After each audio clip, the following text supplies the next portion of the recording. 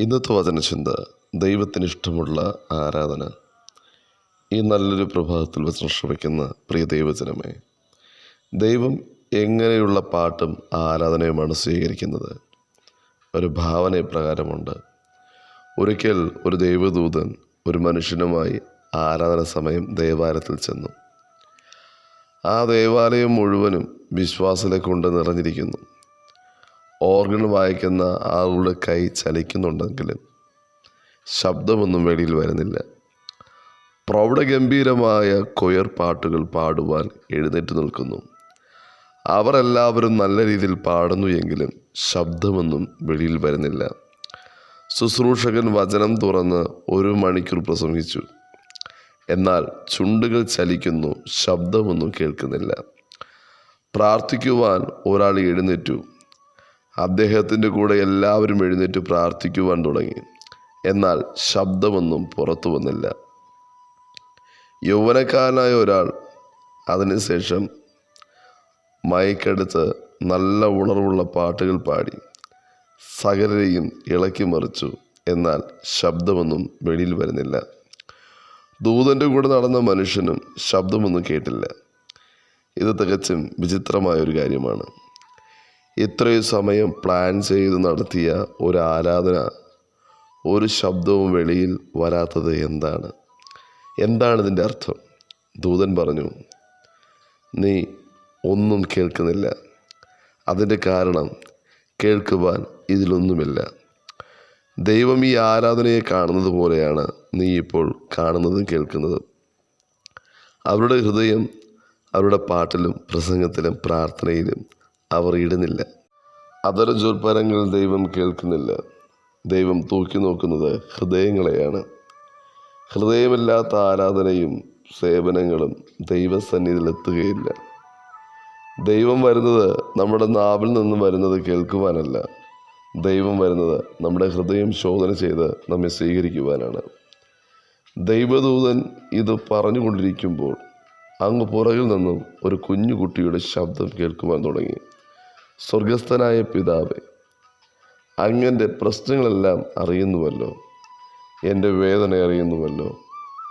ആ വ്യക്തമായ വാക്കുകൾ ആ കുഞ്ഞിൻ്റെ നാവിൽ നിന്നും വെളിയിൽ വരുന്നു. അവളുടെ വേദനകളും നൊമ്പരങ്ങളുമെല്ലാം അവൾ ദൈവസന്നിധിയിൽ കരഞ്ഞുകൊണ്ട് പറയുകയാണ്. ദൂതൻ പറഞ്ഞു, ആ കുഞ്ഞ് അവളുടെ വാക്കുകൾ മാത്രമല്ല, ആ പ്രാർത്ഥന നൽകുന്നത് അവളുടെ ഹൃദയവും ആത്മാർത്ഥതയും അവൾ ആരാധനയെ നൽകുകയാണ്. ഇവിടെ നടക്കുന്ന ആരാധനയിൽ ആകെയുള്ള ദൈവസന്നിധിയിൽ എത്തിയത് ആ കുട്ടിയുടെ പൂർണ്ണ ഹൃദയത്തോടെയുള്ള പ്രാർത്ഥന മാത്രമാണ്. ദൈവം ഇങ്ങനെയാണ് ഭൂമിയിലെ ആരാധനയെ കാണുന്നതും കേൾക്കുന്നതും.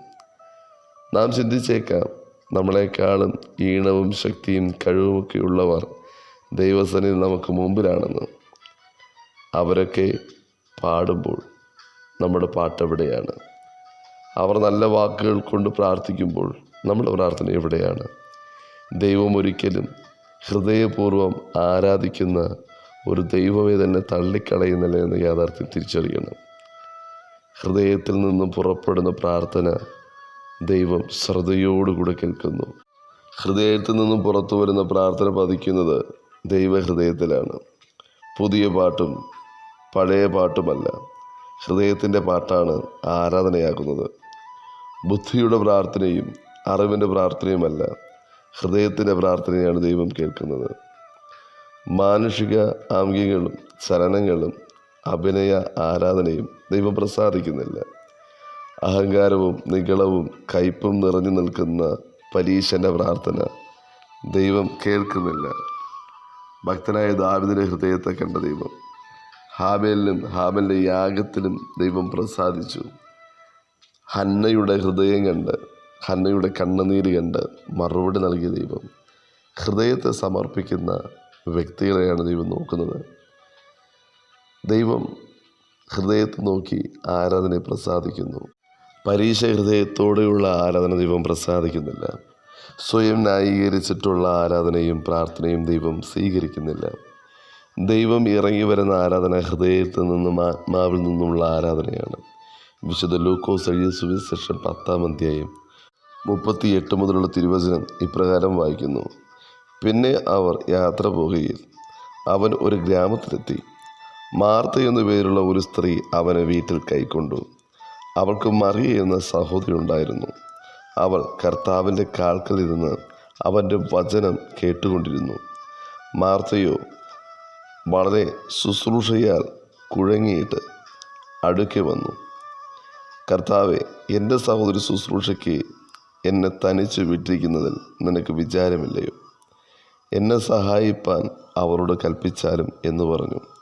കർത്താവ് അവളോട്, മാർത്തേ മാർത്തേ, നീ പലതിനെ ചൊല്ലി വിചാരപ്പെട്ടും മനം കലങ്ങിയിരിക്കുന്നു. എന്നാൽ അല്പമേ വേണ്ടോ, അല്ല ഒന്ന് മതി. മറിയ നല്ല അംശം തിരഞ്ഞെടുത്തിരിക്കുന്നു, അത് ആരും അവളോട് അപഹരിക്കുകയില്ല. വചനം ശ്രവിക്കുന്ന പ്രിയ ദൈവജനമേ, നല്ല അംശം തിരഞ്ഞെടുക്കുവാൻ ഹൃദയം തുറന്ന് വചനം സ്വീകരിച്ച് ദൈവസന്നിധിയിൽ ആത്മാർത്ഥ ഹൃദയത്തോടുകൂടെ പ്രാർത്ഥിപ്പാൻ, ഹൃദയം കൊണ്ട് ദൈവത്തോട് സംസാരിപ്പാൻ വചനം ശ്രവിക്കുന്ന ഏവർക്കും കർത്താവ് കൃപയും അധികാരം നൽകുമാറാകട്ടെ. God bless you. ആമേൻ.